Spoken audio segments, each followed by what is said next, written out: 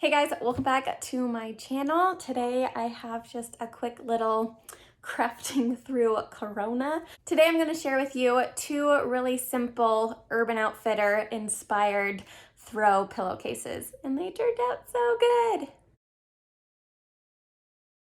Okay, so for materials, you're going to need some pillowcases, obviously. I just got these from Amazon and they came in a pack of 2, which is great, so I can make 2 pillows. And then you're also going to need some clothesline. This is like rope clothesline. You can find it on Amazon or at a craft store, but if you don't want to leave your house because of the virus, you can just order on Amazon.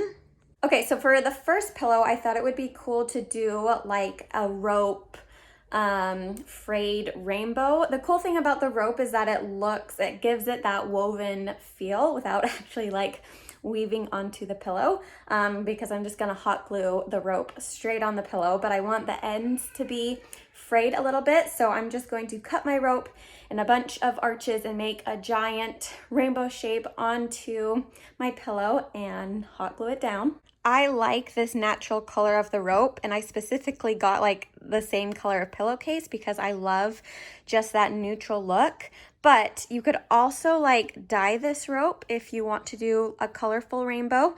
I actually just dyed some with Easter egg dye, because that's something that I feel like people may have this time of year. If you got stuff for Easter, you might have that pack, like $1 pack of Easter egg dye kit. You can just use those dyes and dye some of your rope to make a colorful rainbow, which I think would also be cute. But for today's video, I'm just going to do a plain neutral one. Okay, so here's my rainbow right now. I think that's a pretty good size for this pillowcase.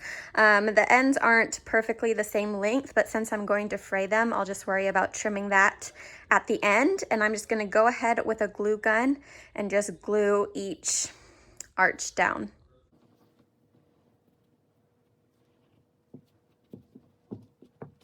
Okay, so now everything is hot glued down.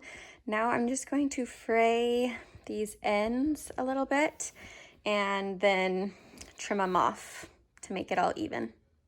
I wanted to find a comb to fray the edges. I couldn't find one, but I found this hairbrush, so we're gonna see if this works. Update, this didn't work.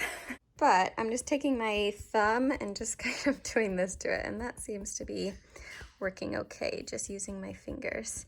I kind of like, I don't know, that amount of fray is cute, I think. So now I gotta just even out this side a little bit, but this side looks pretty good right now.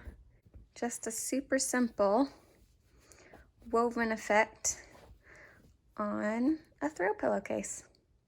Yay, it looks so cute.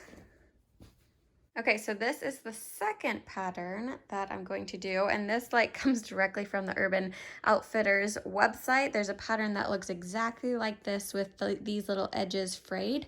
So that's the goal with this one, and Hallie's being my helper.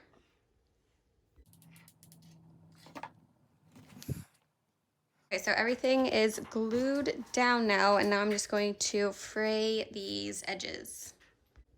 It looks so good. I love the little frayed bits. I, again, just did this with my fingers, and then I just took a brush and like kind of brushed about and frayed them a little bit more. Yeah, I'm obsessed. Turned out so cute. Here they are. Ah, I love them. I think they turned out so good. So cute.